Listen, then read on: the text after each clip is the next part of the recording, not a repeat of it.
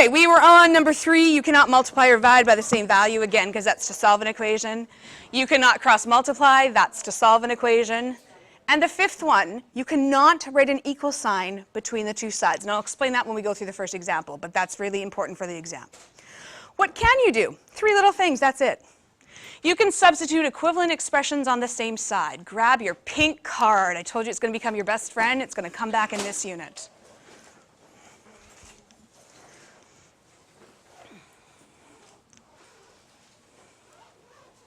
So I mentioned that these were called identities, all these formulas.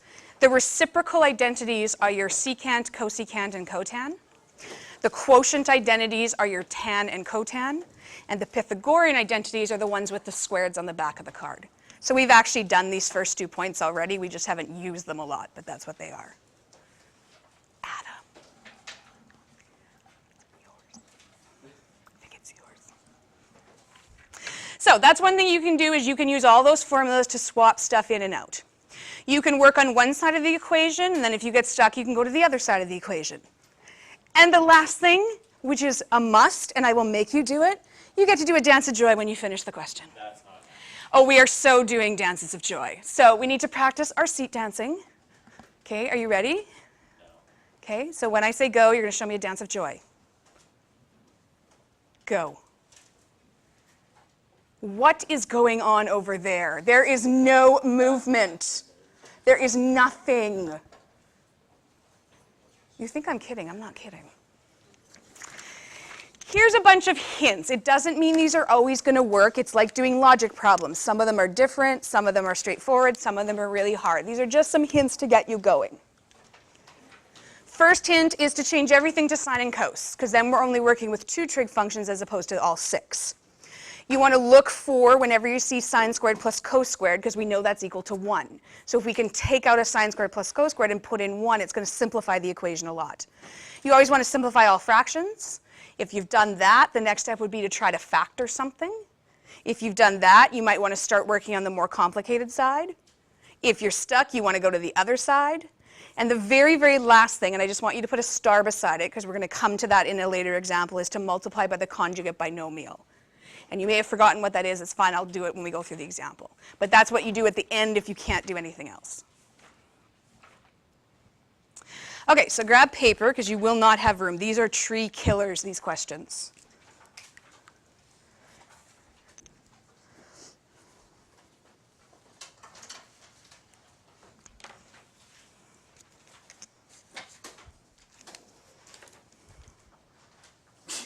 Bless you.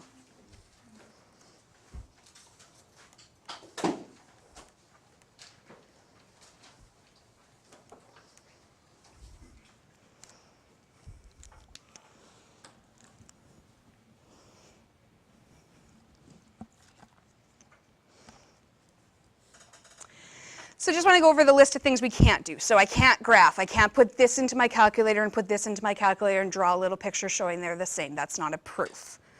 Okay? I can't just substitute in a value. I can't stick pi in for this and show that the left-hand side equals 1. That's not a proof for all values. I can't multiply and divide both sides. So I couldn't divide by secant, divide by secant, because it's not an equation that we know for sure yet, so that's why I can't play around with the sides. Can't cross multiply. Well, I couldn't anyway in this question. And I can't write an equal sign. So what I want you to do is put a squiggly line down the page, and that's going to stop you from wanting to put that equal sign. The reason we can't put the equal sign is because we're trying to prove that it's equal. So we can't have that until we know for sure that it's equal. 90% of identities are provable, but there's about 10% that aren't. So sometimes you go to prove it, and it's not true, and that's okay. Now, if you've peeked at the workbook or at the question sheets in the back of the notes, there's no answers for these. It's because there is 100 different ways to do them. I'm going to show you one method, but if you have a different method that works, that is fine. You'll know you have the answer correct when the two sides are exactly the same. That's why we don't need equal sign. So very first hint is always change everything to sine and cos because it's going to make things easier. So I'm going to keep the sign. I'm going to take secant out using one of our reciprocal identities, so front of the card. What does secant equal? 1 over cos. I'm going to take cotan out, and I'm going to use one of our quotient identities. What is cotan equal to? Cos over sine. So on the list of things you can do, that's number 1. I have substitute equivalent expressions on the same side. And we know these are equal from our formula, so all I've done is made equal parts the same. I got a bunch of fractions and I'm multiplying. How do you multiply fractions? Top times top times top, and so I like to put the imaginary 1 here just to remind where the sign is. If you don't need that, don't put it. So along the top I have sine times 1 times cos. What does that equal? Sine cos. We just slap them together. So on the top I have sine theta cos theta. You can do the same thing on the bottom. So I have 1 times cos times sine. Cosine, slapping them together. Now I'm multiplying. So what can I do with the sines and the coses? I can cancel. So a cos divided by, or a sine divided by a sine is equal to 1. And a cos divided by a cos is equal to 1. And 1 times 1 is? You've just proven your first identity. How do we know it's proven? Because we have shown that the two sides are equal for any value of theta that I put in there.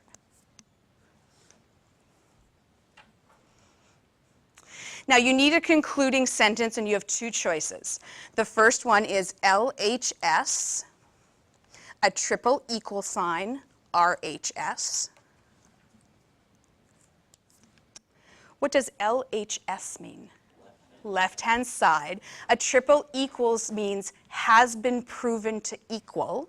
So the left-hand side has been proven to equal the right-hand side. So you're just concluding up the sentence. The other one is Q, capital E, capital D, QED. Anyone want to guess what that stands for?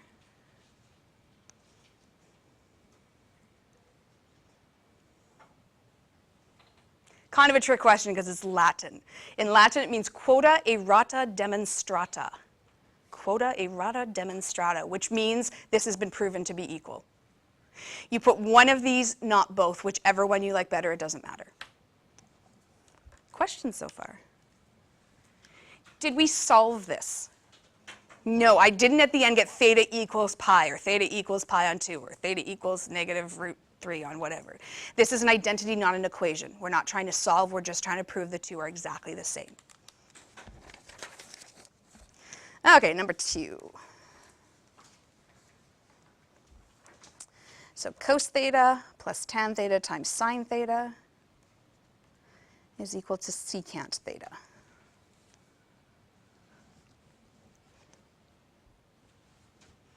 And sometimes as mathematicians we look and go, how? How is that the same thing? How can all that stuff on the left equal one little function on the right? Okay. Hint number 1, pick the more complicated side because you have more to play around with. It doesn't matter which side you start with, but typically where there's more stuff, we're going to be able to simplify more.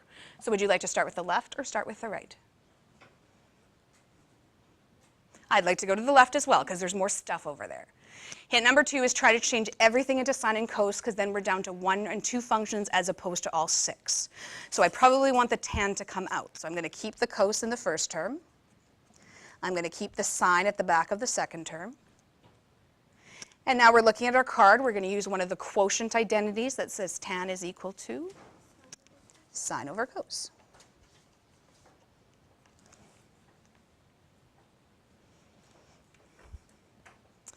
So I have an addition and I have a multiplication. Which one do I have to do first? The multiplication. So I'm going to do just this part first. I'm going to leave the cos for now. How do we multiply 2 fractions? Perfect. I'm going to put that little imaginary 1 under the sign just so you're not trying to multiply everything by sine. Across the top, sine times sine. Perfect. And remember that little squared gets tucked in between the sine and the theta. And on the bottom, cos times 1, cos. Why did we do the multiplication first? BEDMAS, right? So multiplication comes before addition. Now I've got 2 fractions I need to add. Imaginary 1 on the bottom of the first. How do we add fractions? Common denominator. So I have 1 and I have cos. What's the common denominator between 1 and cos? It's cos, so I'm going to put them both over cos.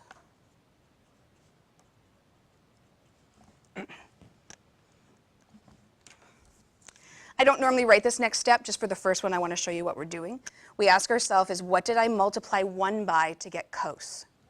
Cos. That means I also have to multiply the top by cos. So cos times cos, cos squared. And again, remember the little 2 gets tucked in between the function and the theta. What did I multiply cos by to get cos in the second fraction? Just times 1, so sine squared times 1, sine squared. Okay, so it's just regular adding fractions. There just happens to be sine and coses in it. Okay, after we have common denominator, what do we do? Dead silence. We keep the bottom and add the top. So I'm just smushing this together. I've got a cos squared plus a sine squared. That makes us really, really happy. Every time we see a sine squared plus a cos squared, we give a little silent cheer. Why?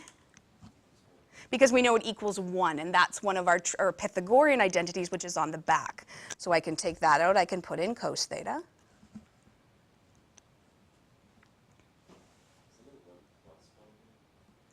The whole thing equals 1, right? So sine squared, if you look up the blue sheet, sine squared plus cos squared equals 1. What do I know about 1 over cos?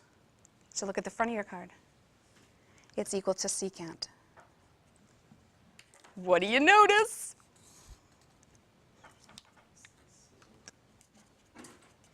Dance of joy. Dance of joy.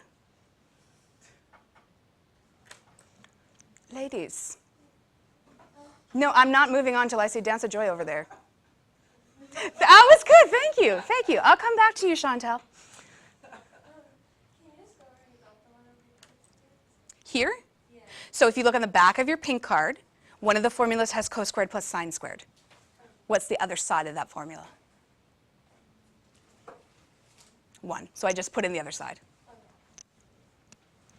Do you see how these are very different from solving? Okay. I can't give you a step of a list by list. I can't say step 1 you're always going to do this and step 2 you're always going to do this. I've just given you some hints.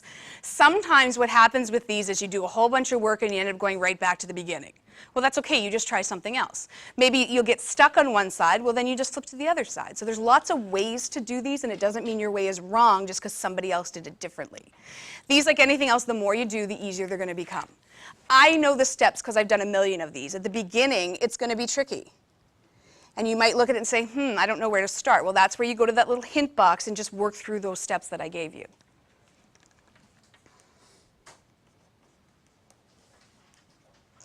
Tan theta plus cotan theta equals secant theta times cosecant theta. And these actually really excite mathematicians because we're like, why? Why are those the same? We must find out. Mr. JR and I do these for fun in staff meetings so we don't hurt people. Pick a side. There's no right or wrong. Typically, the one with more stuff is a little bit easier to work with, but you can pick whatever side you want. Would you like to work on the left or work on the right? Okay, let's go to the right.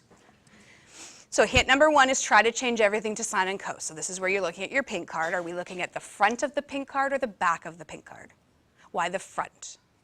Because there's no squared. So you're looking for what's a formula with secant that links to cos. And that's our reciprocal identity. So I'm going to take secant out and I'm going to put 1 over cos. And notice when I substitute, I like to bracket. And I'm going to look for a formula that has cosecant. And so our reciprocal identity says that it's 1 over sine. Okay. Why did we do that? Because if you get everything into sine and cos, you're only dealing with 2 different functions as opposed to all 6 functions. Now we simplify fractions. Are we multiplying or are we adding? Multiplying. So it's just a top times top, bottom times bottom.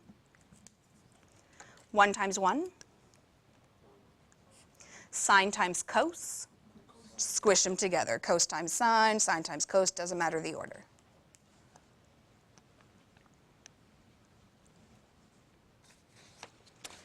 Okay, so change to sine and cos we've done. Do I see a sine squared plus cos squared? No. Did I simplify the fraction? Okay, try to factor. Can I factor one little fraction all by itself? No, and there's no squared, so usually we can't factor without a squared. Start working on the side that's more complicated. We did that. Oh, okay, if you're stuck. Well, we're stuck now because there's nothing else that we can do with this. What do? Move to the other side. So let's go to this side and do the exact same thing. Okay, we're still on the front of the card because there's no squareds. We're going to take tan out and use one of the quotient identities. Tan is equal to sine over cos.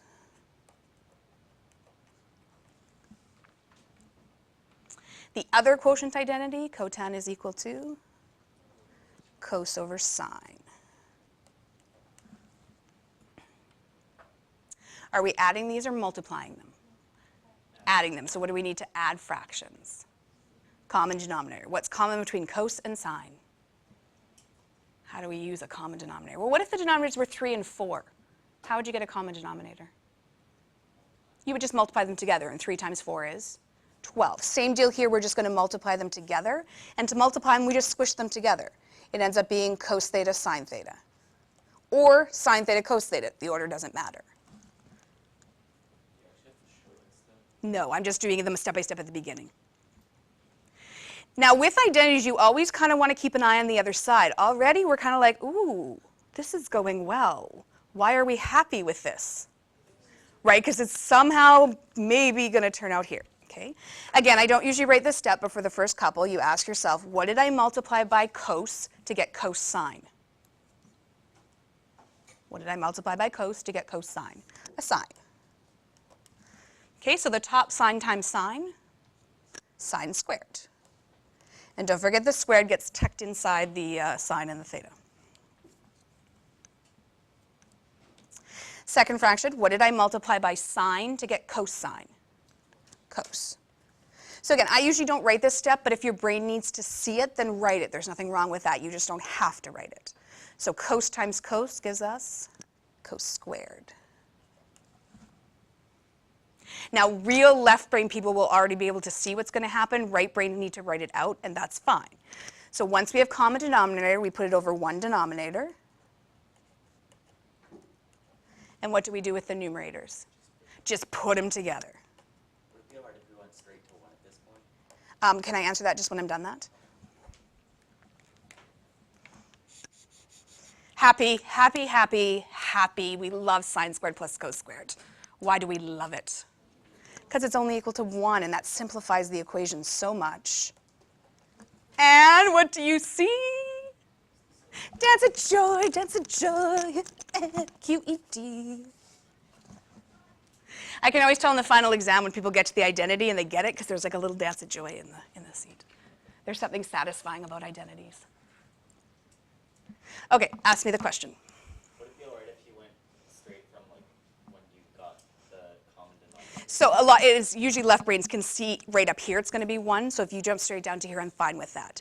I don't want you ever to jump more than 1 step, because the problem with identities is if they're wrong, they are so hard for me to try to find the error. I have to work through step by step and try to figure out what you were thinking. So if you're jumping 2 steps, it's just too hard for me, and then I can't assign partial marks.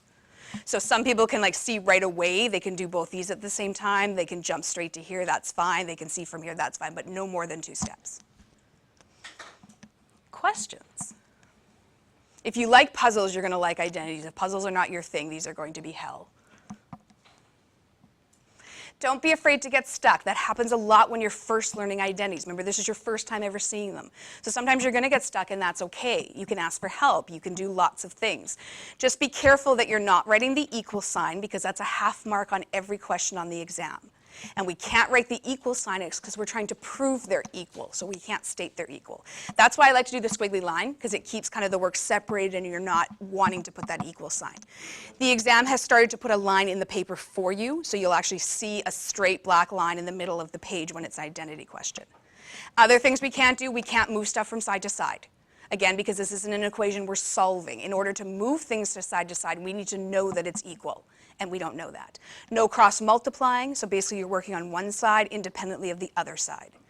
Real mathematicians, we only work on the left-hand side because we find it challenging. We never work on the right-hand side. Kelsey, that's a challenge there for you.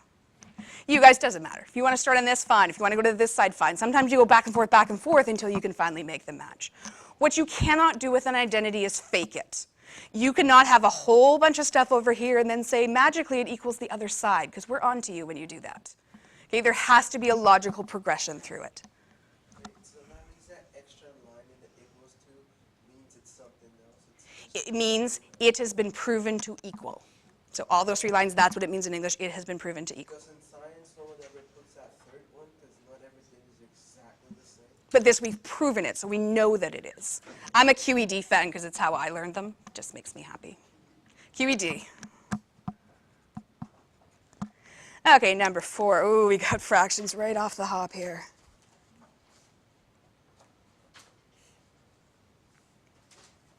It's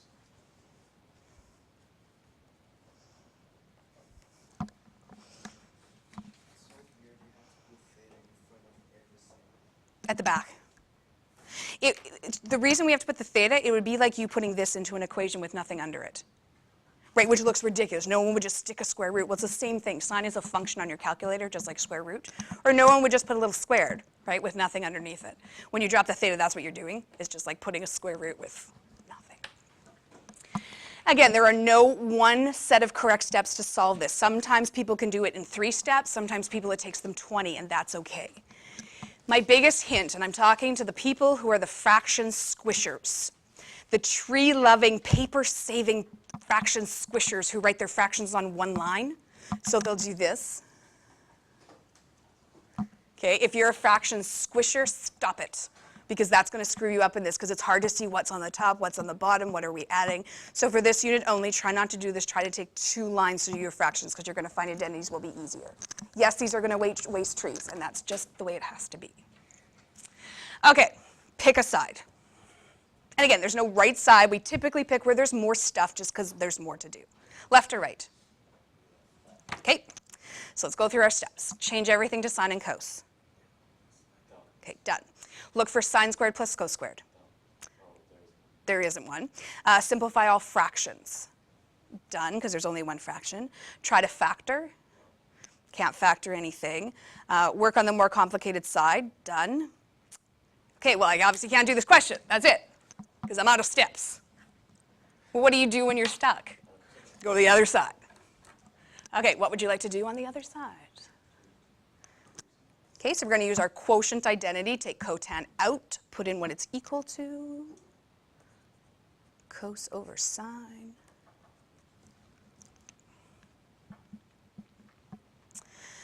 Okay, look for sine squared plus cos squared. Simplify all fractions.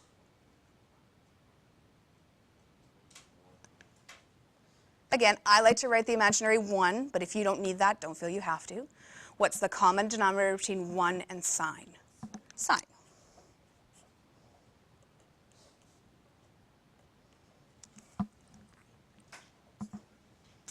Okay, how did we turn 1 into sine? What did we multiply by? Sine, so the one on the top also gets multiplied by sine. Sine theta. The second one, sine to sine, was a multiplication by 1. So cos times 1 is cos. And now I'm going to show you a really, really, really common mistake. People look at this like, oh, well, I can reduce that. So that reduces down to 1, and I leave this one. And of course that seems normal for your brain, because we have drill, reduce, reduce, reduce, reduce, reduce. What did I do there by reducing? I just went right back up to the last step. So you want to resist the urge to reduce. I'm going to repeat that in case you want to write that down. Resist the urge to reduce. It's not a big deal. I can just go back. But again, you'll find a lot when you're first learning identities, you'll end up going right back where you were 2 steps before. That usually means because you've tried to cancel something. So resist the urge to reduce.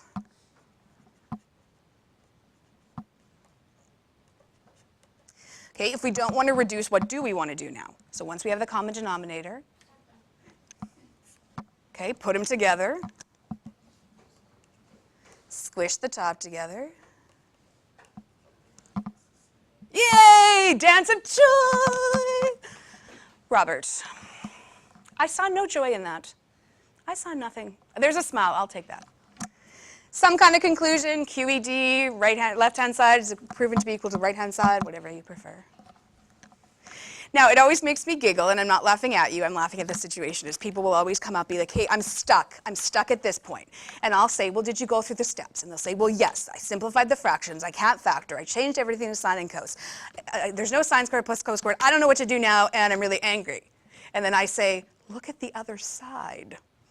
Sometimes people lose track of what we're trying to do here, and then the person's like, oh, okay. So always make sure you're keeping an eye on the other side, because sometimes it's like it's right there in front of you.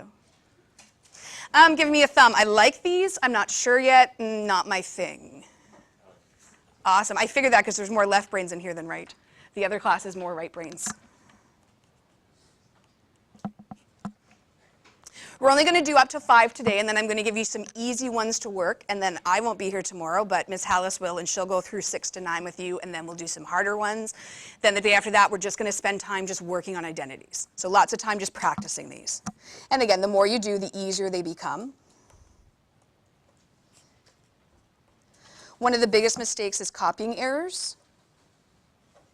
So I like to pause after I copy and just double check. I didn't forget a plus sign. I didn't put a cos instead of a cotan. So cotan times sine divided by secant equals cos squared. So if I had accidentally put a plus in here, that completely changes my identity. If I copy this as a cos instead of cotan, completely changes. Is it okay to put equal sign In the question at the top, yes, and at the very bottom, but nowhere in between. Okay, pick a side, any side. Left, okay, what would you like to do?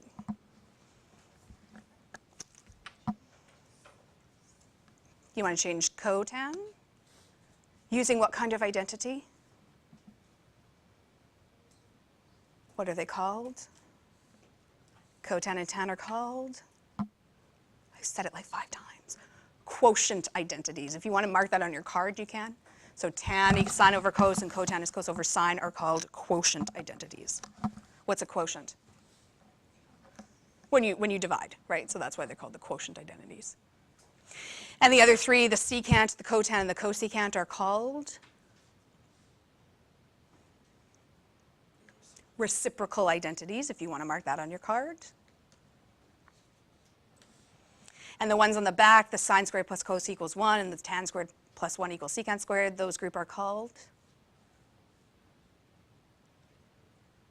Let's just go back here. Let's take a look at these. Quotient, reciprocal, and.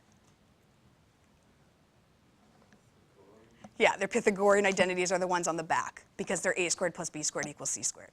Okay, so we have done the first 2 bullets of the unit, meaning we're half done the unit. Okay, so cotan you want to change into cos over sine. And again, the way my brain works, I like to bracket when I substitute. If you don't like that or don't need them, don't. I'm assuming you don't want to touch the sine.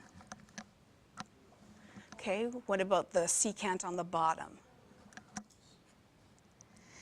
Now this is what we call a composition of fractions. So this is a fraction on top of a fraction. And it's really easy to lose, well, what was on the top, what's on the bottom? So what I like to do is put a really big dividing line separating what's on the top versus what's on the bottom. If you're not visual, that probably doesn't matter to you. But I like to put that just to keep what was where and what am I doing. So I have a multiplication on the top, and then I've got this division of fractions. What do we do first? The multiplication. Okay, imaginary 1 on the bottom. Some people's brains works better if you bracket both pieces. So some brains see that better as multiplication. If that works for you, great. Now, let's use some logic and look at this before I actually multiply. What can we cancel here? Sign on the top and sign on the bottom, what's going to happen? So you can cancel before you multiply if that's going to make it easier. If your brain doesn't see that, multiply then cancel. What's left on the top after we've canceled that? Just a cos theta. Okay, and then I like to keep that big dividing line just to remember what was top, what was bottom.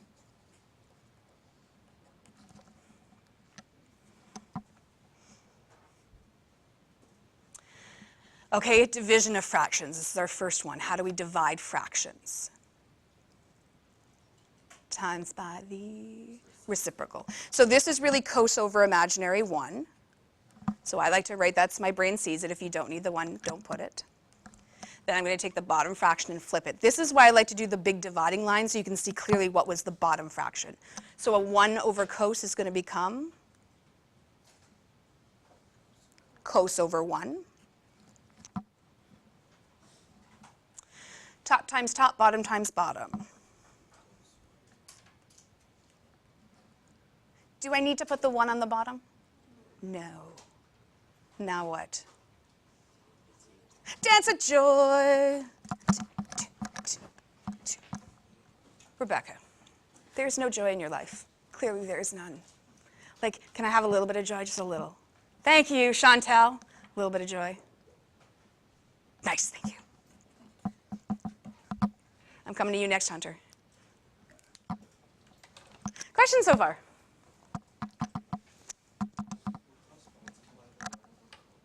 No, I divided the fraction. So I multiply by the reciprocal. Cross multiply is when you go across an equal sign.